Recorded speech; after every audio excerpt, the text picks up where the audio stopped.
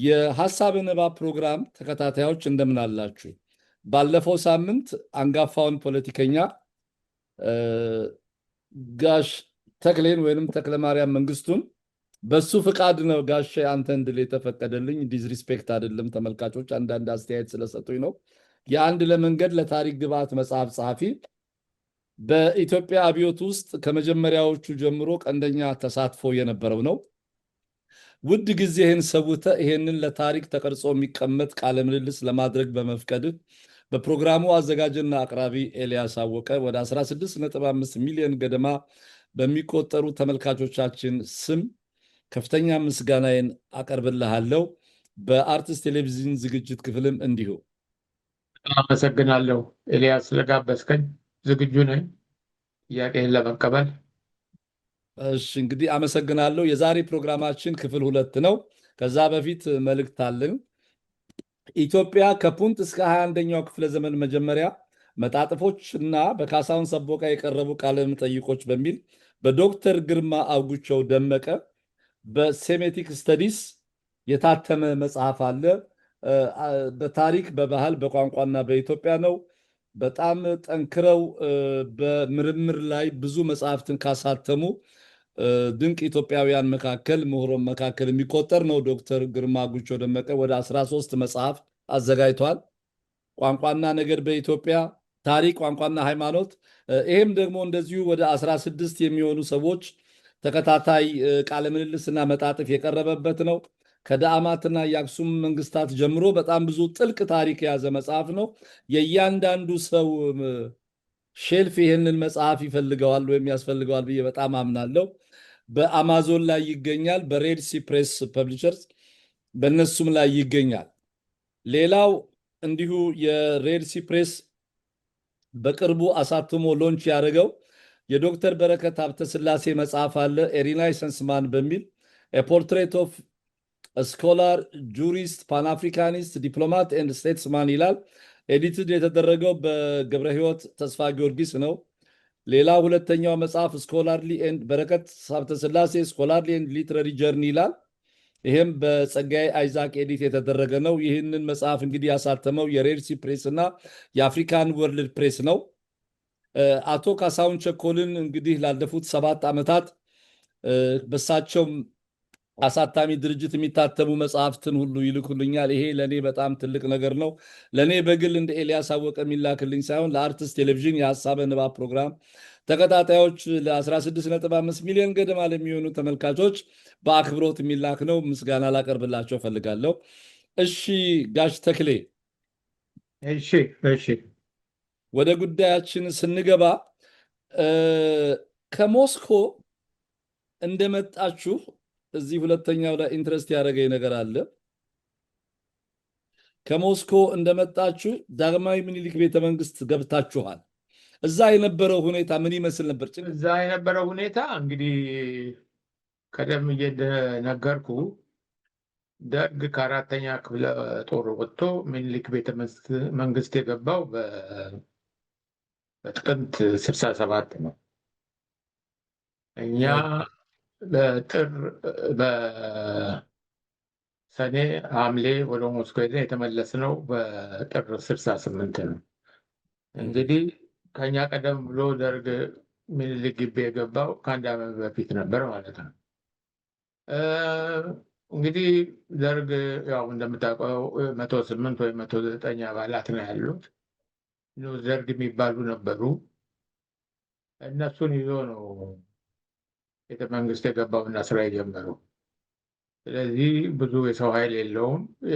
የነበረውን የአፄ ኃይለሥላሴን መዋቅር ወቅሶ ነው ፖሊሱንም መንግስት መስሪያ ቤቶችንም ሁሉንም የኃይለሥላሴን መዋቅር ወቅሶ ነው ስራ የጀመረው እና ያንን ቀስ በቀስ መተካት እና ማሻሻል መለወጥ ነበረበት እና እኛ ስንመለስ ብዙ እንደዚህ የሰለጠ ስራ መስራት የጀመረበት ጊዜ አልነበረም። ደርግ ገና ድክ ድክ እያለ ነው። ከዚህ በተረፈ ደግሞ እንደምታውቀው ደርግ ስልጣን ሲይዝ ገና ድሮ የኤርትራ ውጊያ 12 ዓመት ዕድሜ ነበረው። ወዲያው ደርግ ምኒልክ ቤተ መንግስት በገባ በ6 ወሩም አልሞላው ጥቅምት ገባ። በየካቲት ያው ወያኔዎቹ ትግራይ ነፃ አውጪ ድርጅት አቋቁመናል ብለው ጫካ የገቡበት ጊዜ ነው። በዚህ በጎንደር ኢዲዮ አለው የሚል ነው። በመሀል ሀገር ደግሞ ያው እንደምታውቀው የአፓ ተኩሱን ያፋፋበት ጊዜ ነበር። ከዚህ በተረፈ የሶማሌ ዝግጅቱን ጨርሶ ወቅቱ አሁን ነው ብሎ ንጉሱ ከወደቁ በኋላ ብዙ ኬዮቲክ የሆነ ሁኔታዎች ተፈጥረው ነበር እና ሀገር ተበጥብጣለች። ፍላጎታችን የቆየ ፍላጎታችንን ማሟላት የምንችልበት አቅም ገንብተናል። ስለዚህ ሀሳባችን የሚሳካበት ወቅት ደርሷል ብለው ጦራቸው ስሎ የተቀመጡበት ጊዜ ነው። ደርግ ምንም መሳሪያ የለውም። በዛ ጊዜ የነበረው ጠመንጃ M1 ነው። እንደዚህ እንዳሁኑ ክላሽኒኮቭ በየሜዳው እንደ ሎሊፖፕ ከረሜላ ሳይረጭ ጠመንጃ ብርቅ ነበር። አሮጌ መሳሪያዎች ከሁለተኛ ዓለም ጦርነት የተረረፉ አሮጌ መሳሪያዎችን ከዚህም ከዚያም የለቃቀምበት ጊዜ ነበር። እንደሰማሁት በዛን ጊዜ በመላ ኢትዮጵያ የነበሩት ታንኮች ከ40 አይበልጡም። እነሱም ግማሹ ሰባራ ናቸው እና ከአሜሪካንም ልመና ሄደው ንጉሱ በ65 ዓመተ ምህረት ያገኙት ምንም ነገር የለም። አንድ 60 የሚባል ታንክ ነው። ይህንን በመላ ሀገሪቱ ስትበትነው ከጠላት አንጻር ስተው ሀገሪቷ ኦልሞስት ወታደሩ ባዶ እጁን ነበር ማለት ይቻላል። ስለዚህ እንደዚህ ያለ አስቸጋሪ ሁኔታ ውስጥ ነው ደርግ ስልጣኑን የያዘው እና ወቅቱ ምን ነበር ለምትለው ይሄ መልስ በቂ ይመስለኛል። እስቲ እንግዲህ አንድ ኢንትረስት ያደረገኝ ነገር ምንድን ነው፣ አዲስ አበባ እንደደረስን ይላል ገጽ 31 ላይ ሳናርፍ በፊት ሞስኮ ተልከው የነበሩት 3 ወራት ቀድመውን ተመልሰው ነበርና ጥቂቶቻችን ከነሱ ጋር ወዲያውኑ ተቀላቀል። ከሲቪል መስሪያ ቤቶች የመጡት የኔዎቹ ቡድኖች ሞስኮ በነበርን ጊዜ ያሳዩ በነበረው ባህሪ ተጠርጥረው ይመስላል ወደ ቀድሞ ስራቸው እንዲመለሱ ይደረጋል። ለነገሩ እነሱም ደርግን ይጠየፉ ስለነበር ያለ ቅሬታ ውሳኔውን ተቀብለው ስራቸውን መስራት ይጀምራሉ። ግን በጸረ መንግስትነት ማለትም ጸረ ደርግ በተለይም ኢህአፓ ናቸው ተብለው ይጠረጠሩ ክትትልም ይደረግባቸው የነበሩት አብዛኞቹ በሰላም ስራቸው እንዲሰሩ የተፈቀደላቸው አልነበረም። እነሱም ለደርግ የሚተኙ ሊደበቁም የሚችሉ አልነበረምና የቻሉት ሀገር ጥሎ ሲያመጡ ያልቻሉትና በዓላማቸው ጽናት የቆሙት ማን ናቸው? እነዚህ ተጠርጥረው ተወንጅለው ህይወታቸውን ያጡ ሰዎች ያው እንደምታውቀው ኢህአፓዎቹ በቀጥታ ለድርጅታቸው አገልግሎት መስጠት ነው የጀመሩት። ግማሹ ሰራተኛ ማህበር ነው፣ ግማሹ ወደ አሲምባ ሄደዋል። ከዛ እንደዚህ ነው። ሁሉም ወደ የራሱ ጎጆ ነው የገባው። በዛን ጊዜ እስር ቤት ከገቡ ወይም ደግሞ እንዲገደሉ ከተደረጉት የማስታውሰው ግርማ ጭብሳ የሚባል ነበር ከኛ ጋር የነበረ። ስሙን በደንብ አስታውሰዋለሁ። ሌሎቹም ከሀገር ወጡ። የተረፉትም እንግዲህ እንደምታውቀው ወደ አሲምባ ሄዱ። ከማውቃቸው ከእናንተ ጋር ሞስኮ ሄደው ከተመለሱት ውስጥ ወደ አሲምባ ሄዱ እነማን የሚታወሱ አሉ ወይ? ወደ ውጭ የወጡት እነማን? ብዙ ናቸው። ግዛው ከበደ የሚባል ሄደዋል። ግርማ ጭብሳ እንዳልከው ሞተዋል። ብዙ ናቸው። ከኤርትራ የመጡትም ወደ ጫካቸው ነው የገቡት። ብዙም የተረፈው ነገር የለም ለደርግ እነሱን ውጭ ሀገር በመላኩ ምክንያት። ስለዚህ እንደዛ ነው፣ ብትን ነው ያሉት። የተረፉትም ያን ያህል የቆዩ አይመስለኝም። እንግዲህ ሻምበል ብርሃኑ ከበደ በኋላ ሻለቃ ብርሃኑ ከበደ የደርግ ምርመራ ክፍል ኃላፊ የነበረ እጅግ በጣም በጭካኔውና በአረመኔነቱ ስሙ የሚወሳ የነበረ ግለሰብ ነው። ሌተና ኮሎኔል ፍስሐ ደስታ መጽሐፋቸው ላይ ያው እንዳነበብከው እርግጠኛ ነኝ አንዳንድ ነገሮች ስለጠቀስ የደርጉ የደህንነት ቋሚ ኮሚቴ ሰብሳቢ የነበሩት ሌተና ኮሎኔል ተካት ሁሉ እንደ በታች ሳይሆን ብርሽ ጊዜ ካለህ ልምጣ እንደ ያንተ ቢሮ ልምጣ ነው የሚሉት። ይፈራ ነበረ ደርግ ጽሕፈት ቤት ውስጥ በጣም ዋና ፈላጭ ቆራጭ ነፍሰ ገዳይ ነበር ይላል። እዚህ ላይ ምን ትዝታ አለ ስለ ሻለቃ ብርሃኑ ከበደ? በጣም አሳሳች ሰው ነው። በነገራችን ላይ እንደዚህ ያለው ነገር በግልጽ ነገር አለ። አሳሳች ያልኩበት ምክንያት በጣም ስታዩ ትራንስፓረንት አይደለም፣ ዝምተኛ ነው። ምንድን ነው ያው አክቲቭም አይደለም ምንም አይደለም። እና በዛ ምክንያት ብዙዎቻችን ከሞስኮ ሆነን እንደዚህ መጥቶ ራሱን ከፍ አድርጎ ጓደኞቹ ያሳድዳል የሚል ግምት አልነበረም። እና እንደመጣ ያው እንደምታውቀው እዛ አካባቢ መስራት ስለጀመረ የሚሰራው ከሊቀመንበሩ ጋር ከለገሰ አስፋው ጋር ቅርበት ስለነበረው ትልልቆቹን ባለስልጣኖች ይፈሩታል። ያጣላናል ነው እንግዲህ ስልጣንም አለው፣ ጨካኔውንም አሳይቷል። እንግዲህ በመንግስት መዋቅር ውስጥ በድሮም ቢሆን የሚፈሩት እንግዲህ ያጣሉናል፣ ከከሌ ጋር እንደዚህ ያደርጉናል ምናምን እያሉ እንትን ነው የሚፈሩት። ራስ መስፍን ስለሺ አሉ የሚባሉት ነገር አለ። እኔ እኮ ቢሯቸው አይገቡም ነበር አሉ ራስ መስፍን። አቤቱታ አቅራቢው ምኑ ይንጋላታል የሸዋ ገዥ ሆነው እና ዘመዶቻቸው እንደ ጋሽ ሰው እኮ እየተጉላላ ነው ምናምን ሲሏቸው እንደሰማሁት ምክንያቱም እሳቸው ጠዋት ሄደው ንጉሱ ጋር ብለው በዛው እሳቸውን በልተው በዛው ቤታቸው ነው የሚመለሱ። እንደ ሰውን ማየት አለበት ሲሏቸው እንደ እኔ እኮ እዛ ንጉሱ ጋር አልለየው የመኮንን የሀብተወልድ ልጆች የደብተር ሀብተወልድ ልጆች እኮ ያጋጭኛል ብዬ ነው። የግድ በቅርበት ካልተከታተሉ ድራሽን ያጠፋሉ፣ እነዚህ ሰዎች አደገኞች ናቸው ይሉ ነበር አሉ። ስለዚህ ሁልጊዜ እንደዚህ ወገነ የራስህን የጡት አባትን በለው ምንም በለው ሁልጊዜ ትፈጥራለህ። በእንትን ውስጥ በሃይራርኪ ውስጥ አንድ ክፉ ነገር ቢመጣ ይጠብቀኛል የምትለውን ነገር ማዘጋጀት አለበት እና ከዚህ አንጻር ብርሃኑ ከበደ ይፈራ ስለነበረ ብዙም እንዲሁ እንዴት ነው እሱ የበታቻችን ነው ብለው ዝቅ አድርጎ ሊያዩት የሚችሉበት ደረጃ ላልነበሩ ታዝቤያለሁ። እስቲ እዚህ ጋር አንድ የምታነሳዋለሽ ሻምበል ብርሃኑ ከበደ ከሞስኮ እንደተመለስን በሻለቃ ዮሐንስ ትኩ ስር በደርግ ጽሕፈት ቤት የወንጀል ምርመራ ክፍል ኃላፊ ሆኖ እስከ 1971 ዓ ም ድረስ የሰራ ነው። ይህን ሰው ለመጀመሪያ ጊዜ በአይነ ስጋ ያየሁትና የተዋወቅነው በ1967 ዓ ም ሞስኮ ነበር። ግለሰቡ ቆዳው ገራገር፣ አለባበሱ ዘባትሎ፣ ንጽህናውን የማይጠብቅ ሲሆን ምን አይነት ባህሪ እንዳለው ቁጡ፣ ፈሪ፣ እልህኛ፣ ቂመኛ፣ ገር፣ ሩሩ፣ ከፊቱ ለማንበብና ለመገመት የሚያስቸግር ድብቅና አሳሳች ግለሰብ ነበር በፊት። ከሞስኮ ከተመለስና የምርመራ ኃላፊነቱን ከያዘ በኋላ ግን ትክክለኛ ባህሪው፣ ክፋቱ፣ ጭካኔውና የሰው ሕይወት ጉንዳኑ ይፋ ሆነ። የምናውቀው ሁሉ በዚህ ሰው ባህሪ መለወጥ ተገረምን። በሌኒን የኬጂቢ ሹም በፊሊክስ ጀርጄንስኪ ስም እየተጠራ በአዲስ አበባ የተደረገውን የቀይ ሽብር ዘመቻ በኃላፊነት ከመሩት ሰዎች አንዱ ሆነ። ተራው ሲደርስ ሲያዝ መኪና ውስጥ የተገኘው በሰው ደም የተነከረ ሳንጃ ነበር። ጥይት ላለማባከን ይሁን ወይም የጥይት ድምፅ እንዳይሰማ በመፍራት መጨረሻ ላይ ሰው ይገድል የነበረ በስል ሳንጃ እንደነበር እውነት ነው። ደርግ እሱን ሻምበል ኃይሌና መሰሎቹን ለቆሻሻ ስራው ደርቲ ላይንን ወሽስ ከመጨረሻ ሲጠቀምባቸው ቆይቶ መጨረሻ ላይ በፖለቲካ ኢናፋ ክስ ከሌሎች የወዝ ሊግ አባላት ጋር በጥይት ደብድበዋቸዋል።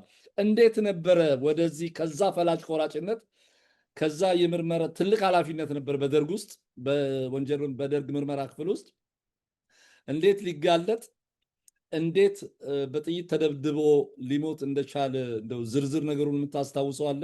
ደርግ መጀመሪያ ስልጣን እንደያዘ ልዩ ልዩ የፖለቲካ ድርጅቶችን እንደ መኢሶን ኢህአፓንም ጋብዞ እምቢ ብለው ነው እንጂ እነሱንም በመጋበዝ ከዛ የወዝ ሊግ ከዛ ሌሎችንም ድርጅቶች አቅፎ ነው ለመስራት የጀመረው።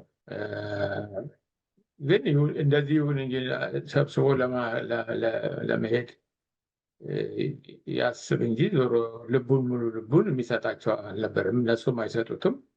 እሱም ሙሉ ልቡን ሁልጊዜ መንግስት መጠራጠር ስላለበት የሙሉ ልብ አይሰጣቸውም እና እነሱም ያው በደርግ ተመርተው ለብዙ ጊዜ ለመቆየት ዝግጁ አይደሉም። ውስጡን መንግስትን ይገዘግዛሉ። በዛ ምክንያት እንግዲህ በሆነ ያው ኢህአፓም ተኩስ ጀመረ። ከዛ በኋላ በተኩሱ ተጎዱ፣ ተሸነፉ፣ ወጡ። ከዛ በኋላም የኤሶም ቀጠለ። እነሱም መሄድ አለብን ብለው ሄዱ። ከዛ በኋላ የቀሩት ሰደድና ሊግ ናቸው። ሊጎች ያው ከመንግስት ጋር ከሰደድ ጋር ከፕሬዚዳንት መንግስቱ ጋር አብሮ የሚሰሩ አንድ ሀሳብ፣ አንድ ፕሮግራም፣ ተመሳሳይ ፕሮግራም ያላቸው ናቸው ተብሎ ነበረ የሚገመተው። የሆነ ሆኖ ግን እነሱም ቢሆኑ ሊጎቹም ቢሆኑ ውስጡን መንግስቱ ኃይለማርያም ለመሸርሸር ይሰሩ ነበር። እንደ መፈንቅለ መንግስትም ያስባሉ። የሰለጠኑ ወታደሮች ኮማንዶዎች አሏቸው። ፈጥኖ ደራሽ ፖሊስ ውስጥ የሚሰለጥኑ እና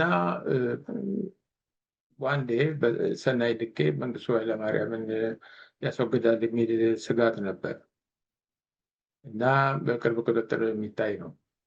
የዚህ ያልከው የዮሐንስ ትኩ ምትኩ በጎጃምኛ መሰለኝ በአማርኛ ምትኩ እንጂ አደገኛነቱንም ይህና እዚህ ይደርሳል ብለው ሊሆን ይችላል። እንግዲህ ያልጠሩበትን ምክንያት አላውቅም፣ ግን ዞሮ ዞሮ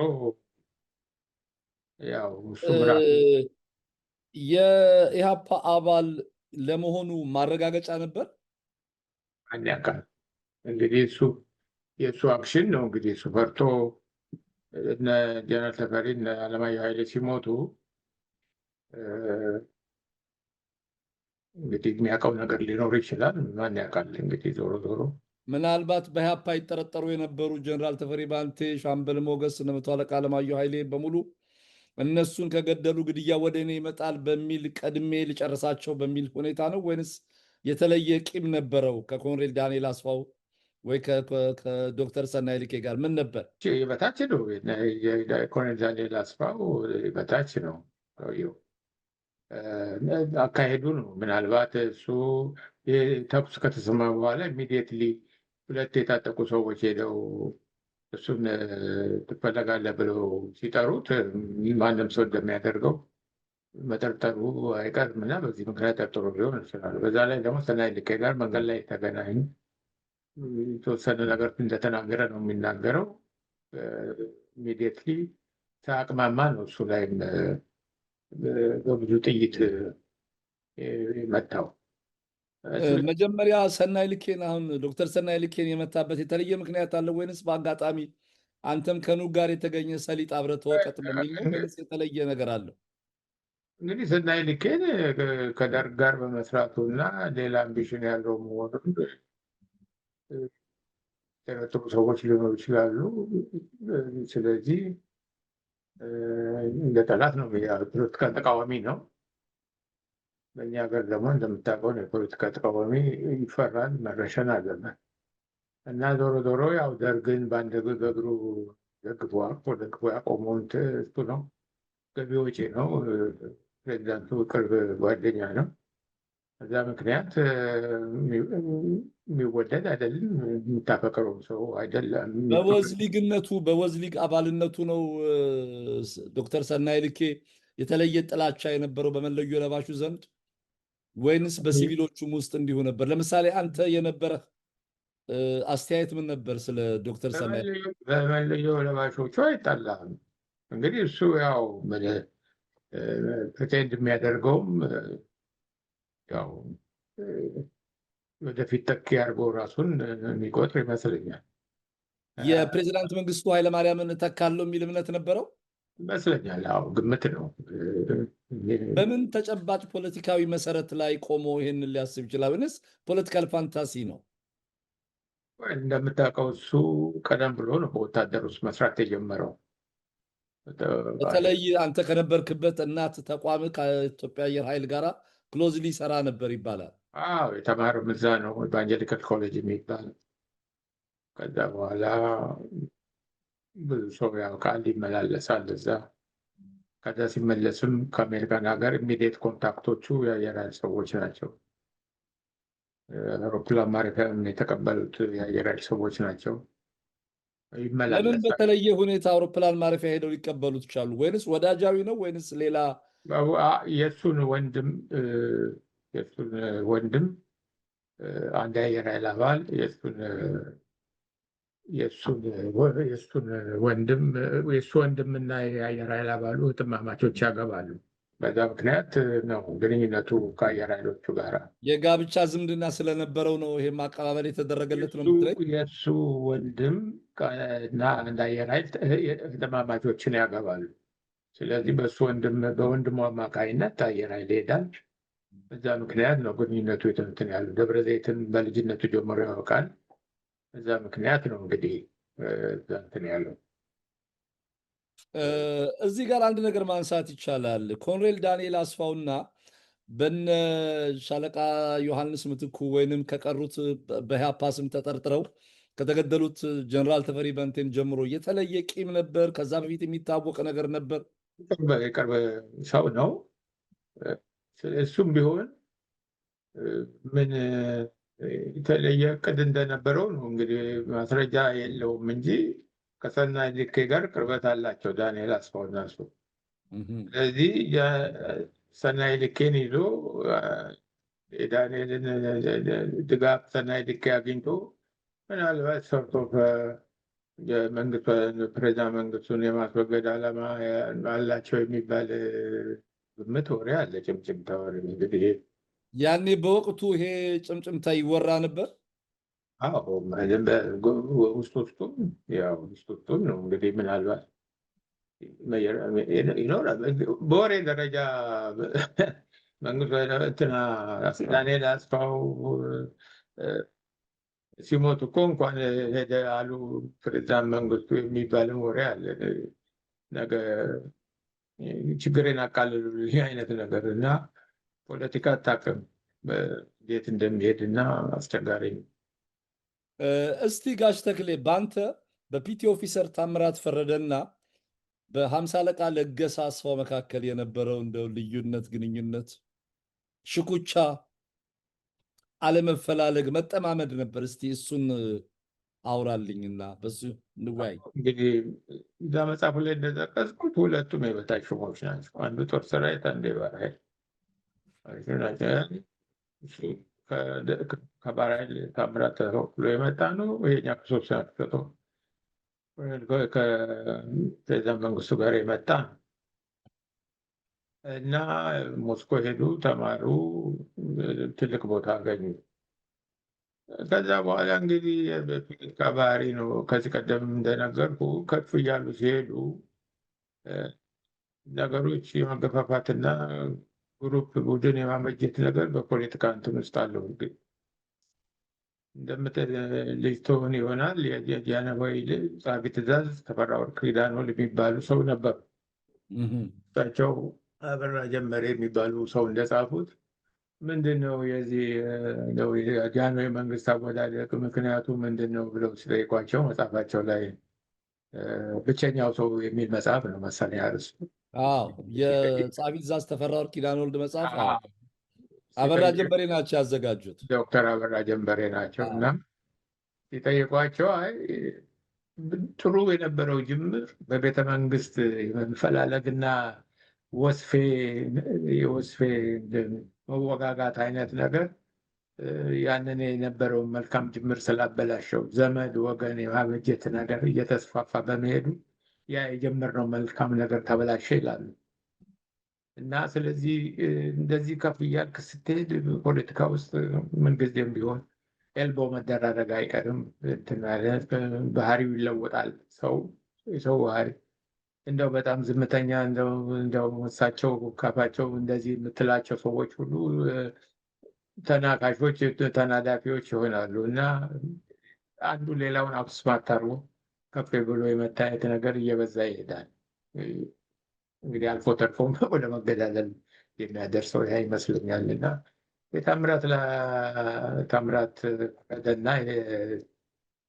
ቢኮዝ ምንም ይሁን ምን በፕሬዚዳንት መንግስቱን ቦታ አገኙም ሁለቱ የያዙት ቦታ በቂያቸው ነው። ስለዚህ የያዙን ቦታ ይዘው መቀጠል ሲገባቸው እርስ በርሳቸው እንትን አሉ። ብዙ ነገር ይወራል መጽሐፉ ላይ እንደጠቀሰውም እንግዲህ ሊቀመንበሩ ኩባ ለጉብኝት በሄዱ ጊዜ ዶክተር ነገደ ጎዜ አዲስ አበባ መምጣት አብሮ ታምራት ከፕሬዚዳንቱ ጋር ነበር ሄደው የለም ይሄን ነገር የሚሰራው ለገሰ ነው፣ እኔ ተመልሼ ላስተካክል እሱ ነው እንደዚህ የሚያደርገው የሚል ወሬ በስብሰባ ላይ እንትን አለ። ይሄ ለለገሰ ደረሰው። ይህ ሰውዬ እኔ ለማጥፋት ከማጥፋት አይመለስም የሚል ቂም ያዘበት ወዘተርፈ እንደዚህ ሆነ። ስለዚህ ምክንያት እየተፈለገ መገባባቱ በዛ። በኋላ ላይ ሰፓኮ ከመመስረቱ በፊት የተወሰነ ወታደሮቹን እና ካድሬዎቹ የወታደራዊ መሪዎቹን እና ካድሬዎቹን ሰብስበው አንድ ሪዞሉሽን ያሳልፋሉ። በጓድ መንግስቱ ኃይለማርያም አመራር ኢሰፓኮ ይመሰረታል የሚል ሪዞሉሽን ያሳልፋሉ። ይህን ታምራት ይቃወማል። ይሄ ማለት እኛ ታንክ አለን፣ ጠመንጃ አለን፣ የኢትዮጵያ ሕዝብ ተከተል ባትከተል ጠመንጃ ይከተላል ማለት አይነት ነገር ሪዞሉሽን ነው እና ይሄ አይገባም የሚል ያኔ አቶ ባዕዱ ግርማ ነበረ ቋሚ ተጠሪው እንዳይተላለፍ ያደርጋል። ይሄ ሪዞሉሽን ይሄን ይዞ ለፕሬዚዳንት መንግስቱ ይቀርባል። ይኸው እኮ ስብሰባችን እንዳይተላለፍ ያደርገው ማነው? በታምራት ፈረደ ትእዛዝ ነው በዓሉ ግርማ እንዳይተላለፍ ያደርገው። ለአቶ ባዕዱ ደውሎ እንዳይተላለፍ ይደረጋል። እኔም የሱ ረዳት ስለነበርኩ እንዴት ታሳልፋለህ ብሎ ተቆጣኝ፣ ያስቆም ነው። ከዛ ይህንን ይዞ ለገሰ ለፕሬዚዳንቱ ይሁና ስራችንን እያበላሽብን ነው የሚል እንትን አለ። ከዛን ጊዜ ጀምሮ እንግዲህ እሱን ገፍቶ እስከዚህም ደርሷለሁ የሚል ነገር ማስከተሉ አልቀረም። ከዛ በኋላ እንግዲህ ያው እንደምታውቀው እንደሰማው ወይ መጽሐፍ ላይ እንዳነበብ ለሱ የሚገፋበትን መንገድ የማዘጋጀት ሁኔታ እንትን እያለ እና ያው የፓርላማው ቅሌት የሚል ነገር አንበበዋል እዛ ላይ ያ ነገር ተፈጠረ እና ያ ነው እንግዲህ። አንተ እንዴት ልተርፍ ቻልክ? አንተ ምክትሉ ሆነህ አንተም ይሄንን ነገር ላይ አብረህ ዋናና ምክትል ሆናችሁ ቆይታችሁ አንተ እንዴት ከሱ ላይ የተወሰደው እርምጃ በጣም እጅግ በጣም ተራና አሳፋሪ ቲያትር ነበር። ሊቀመንበር መንግስቱ ያሳለፉት ነገር ታምራት ፈረደ ላይ እንግዲህ አንተም በጣም አጥባቂ ክርስቲያን ነኝ ብለሃል። ይህን የምታምን ከሆነ እንግዲህ አንዱ የመትረፉ እንትን የእግዚአብሔር እጅ ይኖርበታል። ከዛ መነሳቱ ይሻላል። ሁለተኛው ምናልባት ትንሽም ሆኜ ሊሆን ይችላል። ምንድነው የሆነው? ያለታ ታምራት ቤቱ ይሄዳል። ከዛ ከፓርላማው ስብሰባ በኋላ ይደውላል። ቤቱ ሆኖ ልምጣ ላስረዳሁት ነገር ተበላሽቷል ብሎ ና ይሉታል። ይመጣል። ቢሮቸው ሲገባ በካራቴ ይመታል።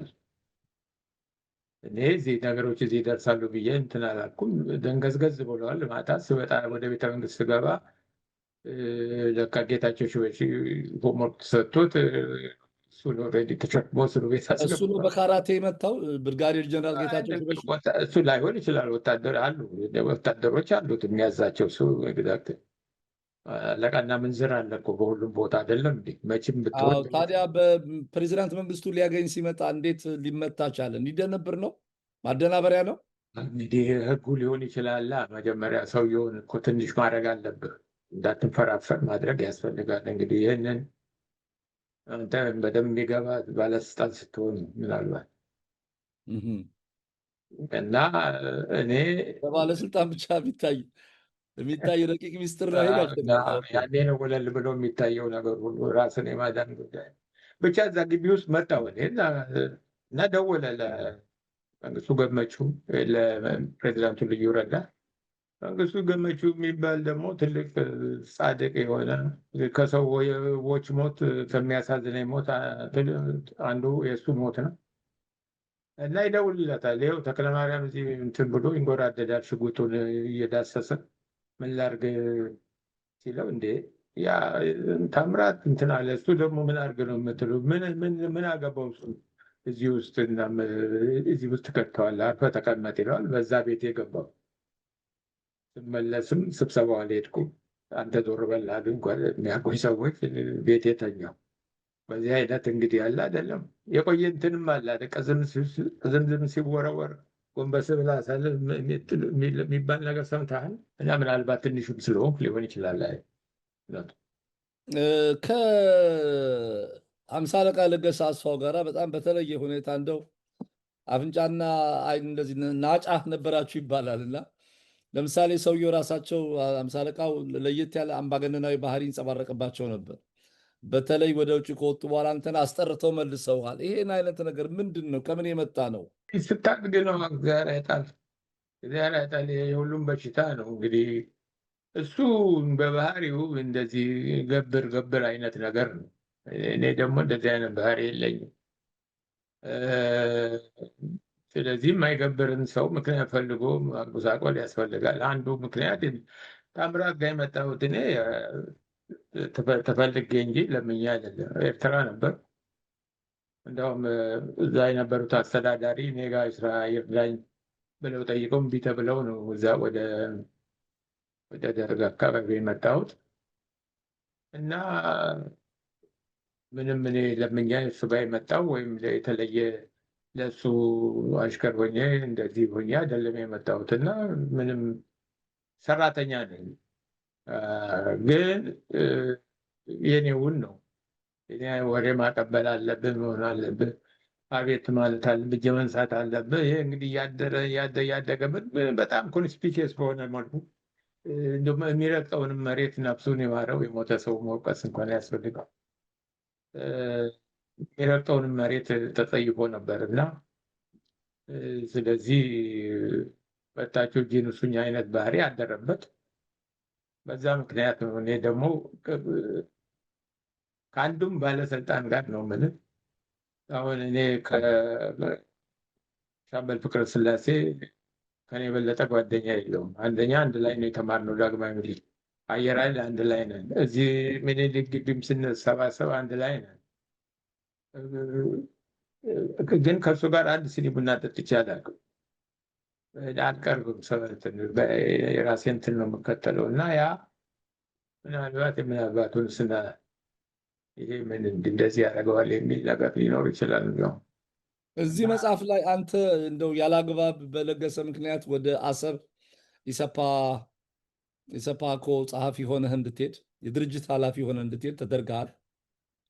ከዛም አሰብ ሄዶ የሚወራ ወሬ እንዳለ መጽሐፉ ላይ ገልጸሃል። ኬጂቢ በለገሰ አስፋው መንግስቱ ኃይለማርያምን ለመገልበጥ ሴራ ያደርጋል ነገር በሚል መጥቶ አናግሮ ነበር። እስቲ ስለሱ አጫውተኝ። ቢሮ ጠርቶ እንደዚህ እንትን ይለኛል። ተናድጃለሁ አሰብ በመመደቤ። ምክንያቱም እንዴ አንደኛ የልጆች አባት ነኝ፣ ሁለተኛ አሰብ ያልሰለጠነ ቦታ ነው፣ ሙቀት ቦታ ነው። የምጠብቀው ሌላ ነገር ነበር። በኢሰፓኮ ጭራሽ እሸቱ አለሙ በሚባል ሰው ስር የድርጅት ጉዳይ ኃላፊ አድርጎ እዛ ወረወረ። ደሞዜ ከእሸቱ አለሙ ይበልጣል እና እንግዲህ ያው ራቅ ይበል ነው የት አባቱ ይስናል። እና በዛ ምክንያት ተናድጃለሁ። ቢሮ ይጠራኛል። ቢሮ ሲጠራኝ እኔም በመጠኑ ማናዳድ ስለነበረብኝ እንዴት ነው የሰሞኑን ከተማዎች የሚወራ ወሬ ጓድ መንግስቱን ለመገልበጥ አንዳንድ ነገር ከኬጂቢ ጋር እየሰራ ነው የሚባል ወሬ ይወራል እና እንዴት ነው ይሄ ነገር እውነት ነው ወይ ብዬ አልኩት። ለማናደድ ነው እና እንደዚህ ያለው እንትን ከእንዳንተ ያሉ ሰዎች የሚመነጭ ነው። በተለይ አንተ እንጀራ ስትጎርስ ስትበላ የኔንም ስማ ብለህ ነው የምትበላው መልካሸው ምናምን ነገር አለ። ለነገሩ ይሄ ጉዳይ ወታደራዊ አዛዦቹም አይወዱትም ለገሰ እና ከዘራ ነው የሚሉት። ከዘራ የሚባልበት ምክንያት በፕሮቶኮል 7ኛ ነው ፕሮቶኮል አቀማመጥ እና ከዘራ ነው የሚሉት። በዛ ምክንያት እንትን ይሉታል። አምሳ አለቃ ነበር ሲመጣ፣ ኦፊሰር አልነበረም። ያ ሁሉ ወታደር ውስጥ እንትን አለው፣ ከፍተኛ ትርጉም አለ፣ በተለይ በጦር ሰራዊት ውስጥ እና ይህንን ወሬ በብዛት ያሰሩ የነበሩት የጦር መሪዎች ናቸው። እንዳውም እንደሰማሁት ከትክክለኛ መረጃ ይህንን የኬጂቢን ጉዳይ ትልቅ ነገር አድርገው ፕሬዚዳንቱን ለገሰ እንዲህ ያስባል፣ ይህ ነገር ሰምተናል፣ እንዴት የእኛን መሪ እንደዚህ ይደፍራል? እና ይህ እውነት ከሆነ እኛ አንድ ሻለቃ ጦር አሰልፈን ማዕረጉን ገፈን ልናባረረው ዝግጁ ነን፣ ፍቃድ ይስጡን ብሎ ጠይቋቸዋል። ማን የጠየቃቸው? ከጦር መሪዎቹ። ምክንያቱን ፈልገው እሱን ሊያባረሩት ነው። ከዛ ይፈልጉት አዋርደው። ስማቸው አይታወቅም። ይሄን ያደረጉ ጀነራል ይታወቃል፣ ግን አስፈላጊ አይደለም። ዞሮ ዞሮ ከእውነተኛ መረጃ ነው። አንድ ነገር እንደው ይቅርታ ጋሽ ተክሌ፣ ባህላችን ይሁን የፖለቲካ ባህላችን ይሁን የኢትዮጵያውያን ባህል በጣም ይሄ ዝም ብሎ የሆድ ይፍጀው አይነት ሲንድረም አለ። ጥላሁን ገሰሰ ብሎ ሄደ እንደሚባለው የለም። ይሄ ለታሪክ የተጻፈ መጽሐፍ ነው። አንተም አንድ ለመንገድ ለታሪክ ግብአት ብለህ ነው የሰየምከው እና እዚህ ላይ ስማቸው ሊጠቀሱ የሚገቡ ሰዎች በሙሉ ስማቸው የሚሸፈን ከሆነ ለታሪክ ግብአቱ ጠቀሜታው ምኑ ላይ ነው? ለምንስ ሰዎች ዋይልድ ገስ ያደርጋሉ? አንተ ነው የጻፍከው፣ በህይወት አለ አንተ። ምናልባት እንግዲህ ሰው ሆኖ መቼስ የማይሞት የለም። አንተ በህይወት ካለፍክ በኋላ እዚህ መጽሐፍ ላይ ለትርጉም ይጋለጣል፣ ለብዙ አሉባልታ፣ ላልታሰበው ትክክለኛ ላልሆነው ነገር ምንድን ነው እውነት እስከሆነ ድረስ ስማቸው እየተጠቀሰ 1 3 4 ቦታ ላይ ስም ሳጠቅስ ያለፍክበት ነገር አለ። ለምንድን ነው? ፈርዘር እንትን ያስፈልገዋል ማስረጃ። እኔ ብቻ ከሆንኩ ምስክሩ፣ ለዛ እኔ ብቻ ከሆንኩ ምስክሩ በቂ አይደለም የሰው ስም ማጥራት። አይ ታዲያ ለምን መጽሐፉ ላይ በቂ አይደለም ብለህ ሳትተወው ቀረህ? ለታሪክ ግብአት ነው ያልኩት እና እንደ ጥሬ ዕቃ ለታሪክ ጸሐፊዎች እንደ ጥሬ ዕቃ ሊጠቅም ይችል ይሆናል በሚል ነው። አይ ገብቶኛል። እሱ እኮ ምንም ጥሩ ነው ያለውን ይሄንንም ለማጥራት ለምሳሌ ስማቸው የሚጠቀሱ ሰዎች ከዚህ በፊት ታሪካቸው ምን ይመስል እንደነበር እነሱን በስም የሚያውቃቸው ሰው ላይ ሊያዳብረው የሚችል በዛ ላይ አስተያየት ሊሰጡ የሚችሉ ሰዎች እኮ ሊፈጠሩ ይችላሉ። አሁን ግን ሾላ በድፍን ከሆነ ግብአትነቱን ምንድን ነው ማን ነው ብሎ ይሄዳል። ሩመር ነው። የጦር አዛዥ ናቸው ይሄን ያሉት። ከመንግስቱ ኃይለማርያም አካባቢ ለገሰ አስፋውን የማራቅ ሁኔታ ነው ያለው እና ታዲያ እንዲህ የሚጠቀስ እንዲህ ታፍኖ ከሆነ በምን ሁኔታ ላይ ነገሩን ሰው ማግባት ይችላል ብለህ ታስብ? አሳዛኙ ፓርቲ ነው እንግዲህ የሀገራችን ነገርም ይችላል። ደግሞም ከበድም ይላል እንደ ምስክርነት ለመስጠት እኔም በልበ ሙሉነት ስም ጠርቼ ለመጽሐፍ የተለየ ማስረጃ ያስፈልገኛል። በቦታው ነበርኩ፣ እንደዚህ ነበርኩ ብለን አሁን የጀነራል መስፍንን የዚህ አላሙዲንን ጉዳይ ያነሳሁት ኦቴንቲክ መሆኑን እስካረጋገጥ ማለት ቢኮዝ በጉዳይ ውስጥ አለሁበት የሚለው ሰውዬ ራሱ በኢንፐርሰን አግኝቼ ሌላም ደግሞ ሰዎች እንዲህ ብሎ ተክለማርያም ጽፏል እና እውነት ነው ወይ እንደዚህ ምናምን የሚለውን ነገር ጠይቀው አዎ እውነትነት አለው የሚል ማስረጃ ካገኘሁ በኋላ ብጠየቅበትም ምንም ማለት አይደለም በሚል ነው ያንን እንደዚህ ስም ጠቅሼ እንትን ያልኩት። አንዳንድ ቦታ የጠቀስኳቸው አሉ። ለምሳሌ በደርግ ፖሊሲ ያልጠቀስካቸውም አሉ። አሁን ችግሩ ምን መሰለ? ለታሪክ ግብዓት ከሆነ አንተ የሰማኸውን አለ፣ በወቅቱ የነበርክበት ነው። ይሄ ነገር ሲያልፍ አብዛኛው አንተ ብቻ አይደለህም። እየገረመኝ ነው። አሁን አብዛኛው የደርግ አባላት የጻፏቸው መጽሐፎች፣ የታሪክ የሚጻፉ የአውቶባዮግራፊ ፖለቲካል ሚሞር ምናምኖች በሙሉ እዚህ ጋር ስሙን መጥቀስ የማልፈልገው ግለሰብ እዚህ ጋር ስሙን አልጠቅሰውም እየተባለ ስሙ እኮ ወሳኝ ነው። ያ ሰውዬ ምን እንዳደረገ በተግባሩ ቤተሰብም ቢሆን የሚያፍርበትም ከሆነ ሊያፍርበት ይገባል። የሚወደስበትም ከሆነ ሊወደስበት ይገባል። ያው ነው እኮ ወደ ቤተሰብ ልጅም ቢኖር ወንድም እህት ቢኖር እናት አባት ቢኖር ሚስት ቢኖር ባል ቢኖር ምንም አይደለም። ታዲያ አሁን እንደዚህ ምልክ ግምጡ እየተሸፋፈነ ከሄደ በዚህ ጥርጣሬ ከነበረ መጽሐፍ ውስጥ አስፈላጊ ነበረ ወይ ነው የኔ ጥያቄ።